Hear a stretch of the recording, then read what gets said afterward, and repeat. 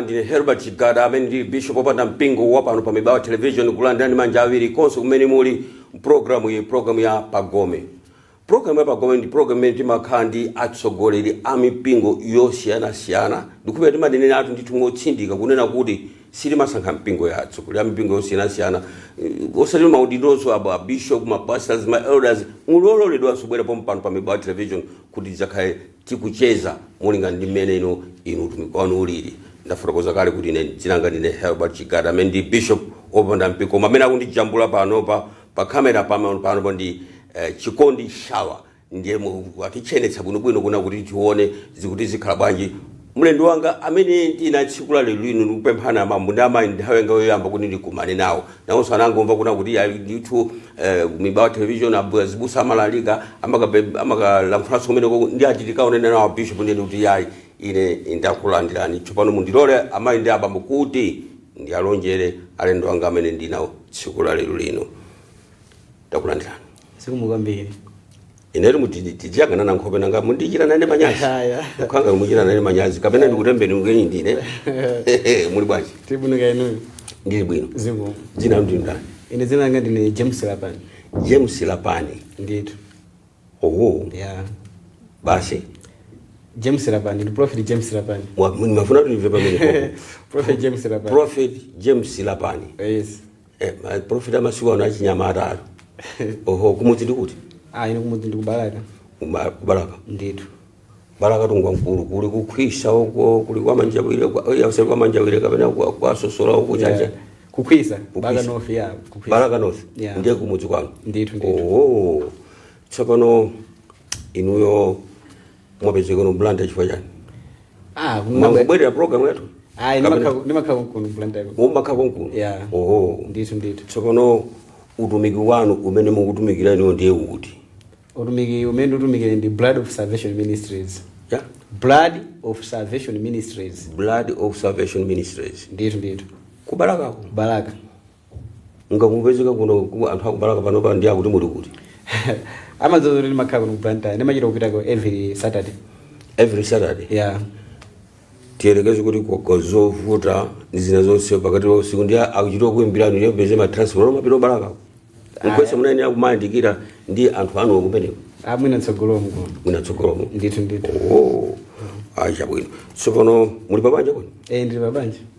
inuyo ndili pabanja nditu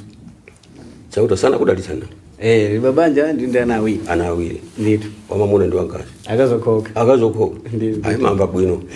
adzakulerana amenewo ifa ana akazi pamalera amakhala chifundo tsopano tibwere ku nkhani ya mpingo mukuti ndino aprofere yeah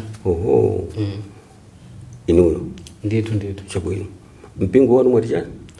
utumiki wanu ndi Blood of Salvation Ministries. Blood of Salvation Ministries matanthauzire nchichewa ngati kapena no zinangu bwana chizungu chonje matanthauzire chichewa ndiye kuti chichewa ina kuti mwazi wachipulumuso kodi mene undi tinene kuti no makolo anu anakuza ni mutumiki umene kapena no zidakhala bwanji kuti mpezeke mutumiki umene okay undi utumiki ona kuti sichalichi komano amipingo yosiyanasiyana timakumana pamodzi ndikumalimbikitsana mawu a Mulungu nditu ineyo ndakulira mpingo wa CCP makulira mpingo wa CCP mpingo makolo anga ndi CCP nditu makolo anu alipo makolo anga alipo moti ali mu CCP nditu tsopano inuyo tinganene kuti mwanena kuti si mpingo umene Blood of chani si mpingo ene yeah koma ndi ngati utumiki kulimbikitsana anthu osiyana anthu ama utumiki osiyanasiyana amachechi osiyanasiyana kukumana pamodzi ndikumapemphera nditu zimene munayamba kuganiza kupanga zimene zizi makolo ano anavomereza kuti muzipanga zimene kapena anakuonani ngati opanduka kuti mufuna muchoke mu mpingo wa CCP sana ndone ngati opanduka ifo choti anavomereza kwa basi chifandi maitanidwe nditu mukanena kuti ndi maitanidwe mukutanso kuti chani anakuitana ni ndani ndipo kaitanidwe kanu kanali kuotani okay chimene chikanchiona kuti ndisanayambe kupemphera ndamanga zosakhala bwino mukuti bwachi ndisanayambe kupemphera ndamanga zosakhala bwino inuyo ineyo zosiyana zambirimbiri kumamua akazi zonse zambirimbiri zimene zimachitika pa moyo munthu. Kena kuno napezana kuti ndinalandira reso khani mbuye ndi mpulumutsi wanga ndimaenda zimene zija kutumikira mbuye choncho inachita kufika no nthawi yamaitanidwe ino kuna kuti apapa nditha kuyambisa utumiki pamene ambisa utumiki. Inu munamva bwanji kuna kuti mukatsimikize kapena mukazindikira una kuti akwa ndi maitanidwe kapena nali no nkhamba kamwe kapena zongobwera mmakutu? Mafusa bwino kwambiri. Bible mafotokoza machitidwe atumwi 2 machitidwe atumwi 2 verse 17. Imakamba zona kuti masiku otsiriza kudzali ndidzatsira mzimu wanga pa chinyamata. Ndipo akulu azanenera, ana azaona masomphenya, akulu azalota, ana azanenera, ena azaona masomphenya. Monga ngati ine kulota? Kulota maloto zichitika. Ine ife kunenera. Wanyamata. Generation ineyo ikuyenda sonde chinyinda chinyamata. Kuti muzoone azitumika ambiri, maprofeta ambiri, azibusa ambiri, ena amakhala chinyamata. Monga mafotokoza kaya kuti amukoneka chinyamata. Yeah. So mphatso zimene zinamba kuonekera anu mweneyo. Mutamva zimenezo ali kapene munakamuza kapena makolo wanu kapena akulu anu ampingo aku CCP nthawi imene musanafumuke kumene? Okay, nthawi imeneyo it was 2009. Yeah. So za Pentecost zisanambe kufalikira mipingo ngati CCP, mipingo ina ndi ina. Nde napezana kuti timakumana ndi tumalume ngamba za fellowship imene nthawi imene amangochula kuti fellowship. Timakumana pamene paja kumapemphera kukhaliza tsiku choncho mapemphera choncho masiku kumatani ndi kumapita. Pamene panadzaoneka peza kuti pamene ndanakuti apa nditha I think ndithani kutani kuyambisa ministry yanga. Kuti ndiyambise kuti chimene ndiyambise kuti ndiyambise ministry ndichiona kuti mtumiki wina loswa Mulungu amekapo mphatso ziwiri kapena zitatu zimene zimakhala mphamvu kwambiri pa iyeyo. Munthu upita utumiki wina umpeza mtumiki wa Mulungu yakunenera mwamphamvu kwa basi. Ndiri chimene Mulungu anayika cha mphamvu kwambiri kwa iyeyo ndi chimenecho. Mupita utumiki wina umpeza mtumiki wa Mulungu mwina mphamvu uthenga kwambiri uthenga. Kulalika uthenga wacha tumati munthu ndiye walika za mphamvu. Mupita utumiki wina umpeza kuti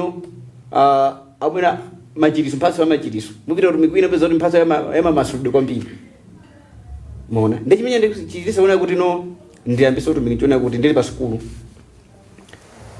anthu mati nkapemphera mbali ya machiriso zipeza ndizikutheka nthawi imene ndili form 2 ndipeza zikutheka ndi amakauza anzawo kulitu aprofeti ena akamati akapemphera zomachitika akati ndikapemphera kuchitika kana mavuto ena ake ndikapemphera mavuto aja kutheka kapena zina zake ndanenera kuti azichitika zako zimachitika ndendende ndiye zoti pang'ono ndi pang'ono anthu ajanamba kuchulukana.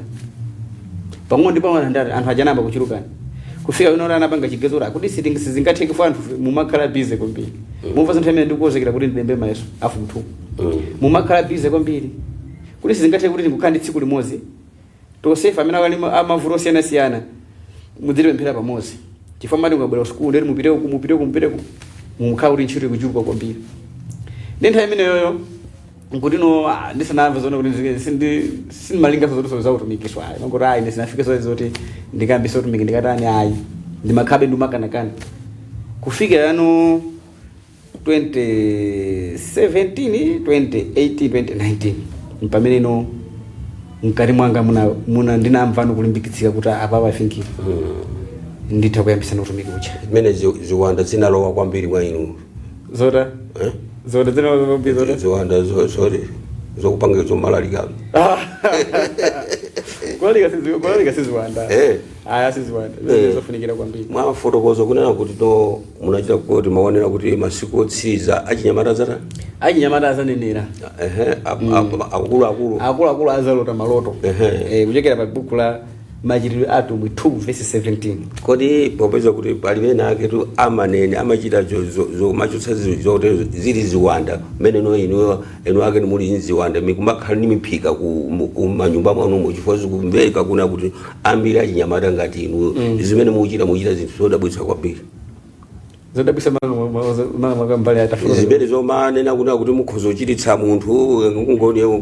kapena mukhozo kumnenera munthu zili zaziwanda chapira masiku awiri atatu mumonanso munthu yemwejanso obweranso chimodzi zingati mmene analili. Okay, Bible mwene makamba zimene kuti muzazindikira ndi ntchito zawo si onse faka akapakamba kuti fake ndikuti tanthauzo lina ndiona kuti no ngati pali fake opposite yake ndi chani original ngati pali fake ndikuti pachani pali original nde si onse amene mungana kuti apo tachinyamata masuku ano amapanga izi ndeti onse kwaphatikiza onse kuti onse amene ndi amene apanga zinthu zayi alipo ena amene akupanga izi zimene mulungu anayitana za original. Kodi iniwo pokhazikitsa utumiki wanu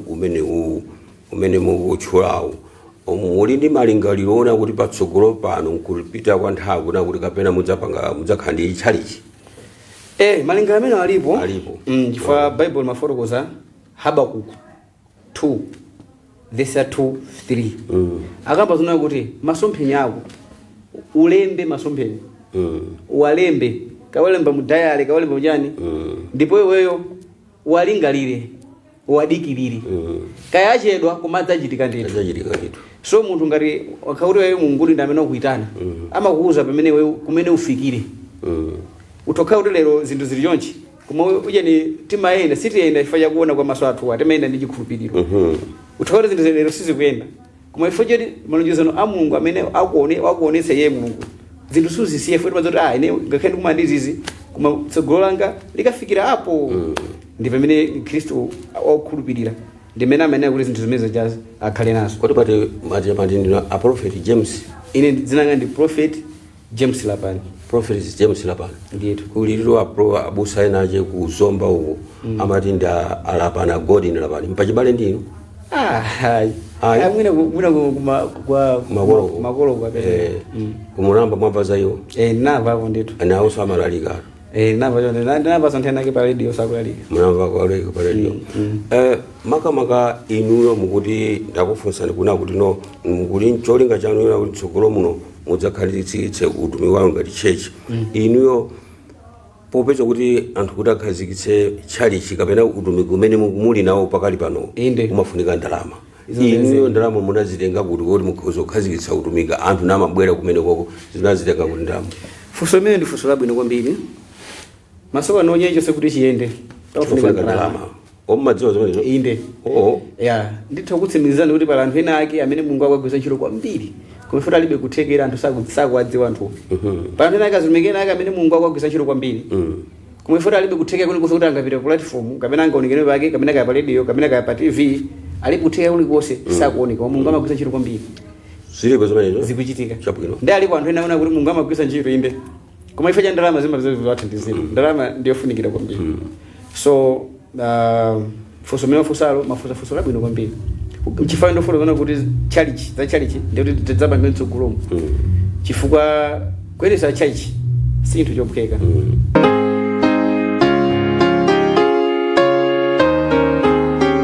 Amalawi musayiwaletu kuti tili mkatikati mwa programu yathu programu ya Pagome imene timakhala ndi atsogoleri a mipingo yosiyanasiyana ndipo timanenera ndithu mwamtheradi kunena kuti sitimasankha mpingo yayi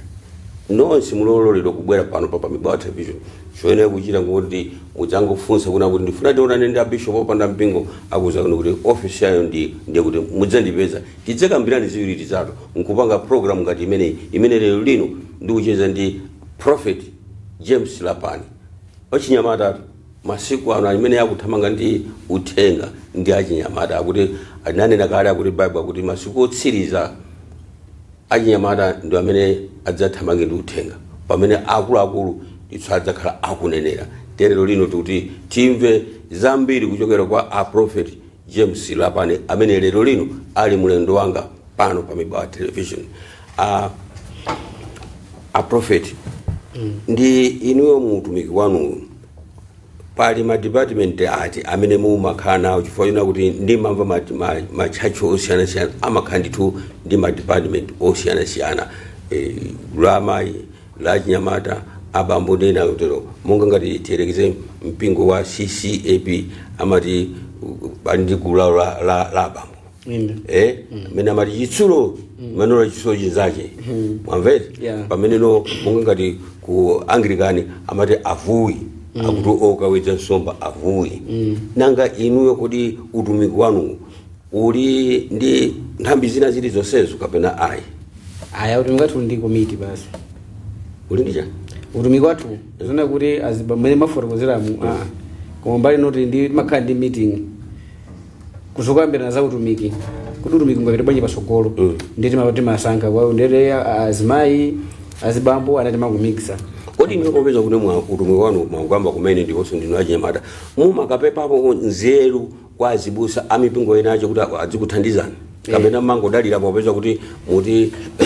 mzimu woyera ndimene unakufotokozerani mandifuzafuza bwino kwambiri limeneli kwambiri ndiyake mtumiki wa Mulungu ni aliyesa amene okhala ndi makolo ake muzimu nkhani mbali ino ya Pentecost kwambiri kwamba mbali ya Pentecost amene ali mpentecost kama prophet kama pastors umakhala ndi spiritual parents amene amapanga guide amene amakuthandiza kupempherera amene amatanjoka kuti utumika kunyukire pasogolo kuti upiteso patali singathe kungwamba utumiki mangopita upanda kuti pena makumati kumati nyengo zina zake zimene zimafunikira munthu amene angakulimbikise zimene zimafunikira munthu amene angakupempherera ndine mati spiritual parents ndine ndili nawo amene amandilimbikisa munthu pena pake khala ndi mafunso ndi mapita mukuona bwanji izi amandithandiza pene pokapanga makuti apa pena pake khala pena pake pafuta amandipempherera inuyo mumatsimikiza bwanji kuti a spiritual father anu zimene akupempheranizo zimene akunenazo ndizona ndipo zikuthandizani chifukwa mboni ndili nawo ndine akandipempherera zinthu kuti ngonga zimakaonekera akandithandiza zeruzo zimapambana ndiye chifukwa ndili makhala ndi chitsimikizo kuti ndikavutika ndikatani ndimani andipite akandiuza kuti apazikhala njamba zikhala even in Bible analipo jeno azitumika mu Bible yamakhala ndi ma spiritual parents makhala ndi azitata umuzimu chabwino kodi ino a prophet Labani wena popyolera mu mphatso zanu zimene muli nazo atakuita nani kuti a prophet maona kuti no ino ndi nsinkhu mene muliwu ndi zimene mukuchita ziona kuti inu ndife titalumikizana taphatikana zikhozo zokhala bwino mungavomera utero atakhala kuti utumikiso umenewo ukajoyina nawo ndithu muutumiki ino mukhala ngati muja mafotokoza kuti spiritual father nanena kuti aphanga onomoti uzibwerabwera chingokhalira limodzi pachini papa ndikufotokoza pang'ono apa ngati ya spiritual father pali mayiredwe ine kapena kuti mbali ine amene atokhala spiritual father ako ndikumatumikira utumiki wawo wa spiritual father chifukwa kuti father amakhala nayenso ali ndi utumiki nde ali mwana wamkati wa muutumiki momo mwayisazo blood of salvation ministries utumiki wanga nditokhala ndi mwana wanga amene ndiutumikira naye muutumikimo komanso nditokhala ndi mwana wanga amene ali ndi utumiki wake kumapanga menta ineyo ndespiritual father anga ndi utumiki wawo iyi ineso ndi utumiki wanga ndese zingathe kuna kuti utumiki wako usiya nditumikire utumiki wangawo akapokha atakaura alandira vumbutso lero komano sizimene sizichulukira mwati kumudzi kwanu kubalaka kodi akumudzi kwanu kubalaka pozindikira mphatso zimene ino mukupanga mungakati za umulungu zimene zizi nanena kuti amphanga James umwere kunoko tufuna kuti utithandize izi zaujeni za umulungu zitamba wayedzeka tipange za dziko uzithamanga mwina wake ukhozo zakhala MP kapena kansela kapena njina zotero sunga ndinokonzeka lero ayi bwanji chifukwa choti ine mayiredwe anga ndi amene wa basi ati otumikira ntchito yambuye namba kalekale imene ndili mwana mensa kumene koko kundaleko mkoti mukaja bwino mkati ukasonsanga azimangotengera fa Bible mafotokoza kuti zimu ndi mmodzi mayiredwe ndi osiyana zimu ndi mmodzi mayiredwe amakhautani osiyana mene angatendwe munthu wina ndi mene maprogramu aka munthu mwake sizingafanane ndi munthu wina wina tukhauri athu otumikira kumana kuti ayineso ndikapita sekundaleko ndizabwinobwinonso kwa Yesu tuso kumene ndivuto koma ineyo sinalotepo zimene zoti imene ndizakhale MP kamene ndizakhale ndani ayi prophet inu ndinu achinyamata mwavumeniza pachinyamata kuti ndinu nyamata pari mutero usekaso ndiutero ndimweneno ndinanyamata tsopano nkhani ndiyonena kuti inu amene mwasankha kutenga ntchito ya Yehova ya Yesu Khristu kukhala ambasada wake kapena womuyimira wake wa Yesu Khristu kwapezeka kuti ambiri achinyamata achititsa manyazi dzina la Yesu Khristu ndiko kuyenda ndi azimayi amumpingo mommo wena ayi oti athetsa ngakhale mabanja amene azilumigawo momwemo pomachita paja nkumanena kuti basi mwa Yesu Khristu amwacho kodi inuyo a James nani Lapani sinuyo patsogolo sidzapa kuna kuti apalamulo of course mpawele sikakane matuka pano sizaveka zimenezo fojo kuti ineyo muchita chibubwiso ayi ndikufoto zondo sizaveka ndikasi munthu olakhala ebwino munthu alakhala kuti ndoyipa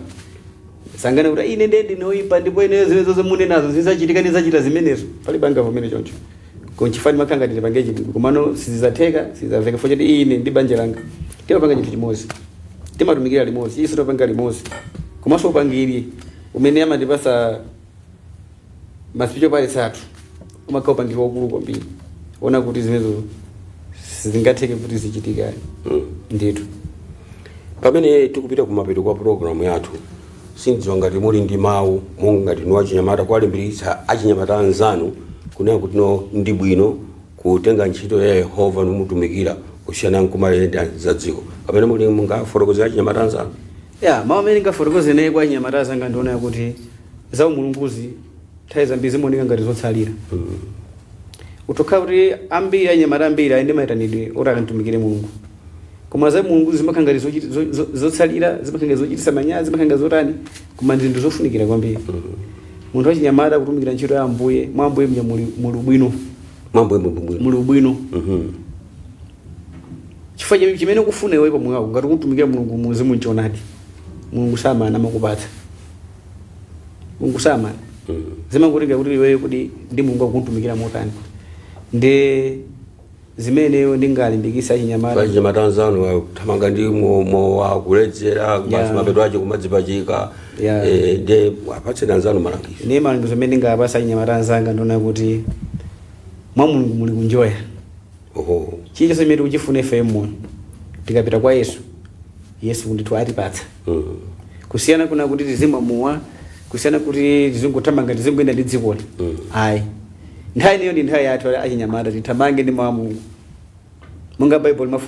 limafotokoza kale kuchokera pa Machitidwe 2:17 paja kuti masiku otsiriza achinyamata azanenera ndi nthawi ineyo yachinyamata kuti tithamange ndi mawu a Mulungu angamve kukoma kwambiri kusiyana kuna kuti tizimamuwa zitani ayi inetu a Prophet James Lapani ndikuthokozani kwambiri chifukwa chobwera kuno ku Mebawa Television kudzakhala nafe program imene yapakome Mulungu akutsogolereni mu utumiki wanu ndipo ndidziwa kuna kuti tsogolo lilipo na kuti patsogolo pano tidzamva kuti a James Lapani apanga zotezo tathokoza kwambiri Amalawi tikatere ndiye kuti tsopano tafika pa mapeto penipeni pa program yathu yapakome imene lero lino ndinali kucheza ndi wachinyamata akuti Prophet James Lapani ochokera komo kubalaka kukhwisa koma amakhala kuno ku Blantyre koma nthawi zambiri amapezeka komo kubalaka akuti amakonda kutumikira kwa abale wawo komo kubalaka kusiyana kukhazikika muno town achuluke njira ngazibusa muno town ngoti mbwerekete ukatere ali khomoli kodi inu uthenga ukafika liti ponse fanana kuti uthenga ukuyenera kuti ufike ponse pamapeto pake ichapeza chimaliziro aprofili mwina machititsana siyane mwina mache anthu ena akhoza kufuna kuti akudziweni mwanga amene mwalankhulira akakupezeni bwanji ndiye mulinga ndi masiku ano pofunika muli ndi foni ngati ndinayo pereka nambala kuti akuti mwapatsa anthu okay chabwino namba yanga ndi 088 24 03 88 bwerezani 088 24 03 88 ndikupira kuti matolapo ziwiri zitatu pamene ndinalucheza ndi Prophet James Lapani dzina langa ndine Herbert Chigada Bishop wa Mpingo pano pa Mebawa Television ndipo nanena kale pachiyambi kuna kuti amene ndichapula program ndi chikondi chawo Yehova Mulungu adalitsa inu pamodzi ndine ndemwe salani.